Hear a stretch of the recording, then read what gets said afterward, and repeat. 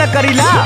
हाँ तो सुनिए ला बहुत होइबा तो प्यार के न रस पाइबा रात से जिया पे रजऊ तो रस जइबा।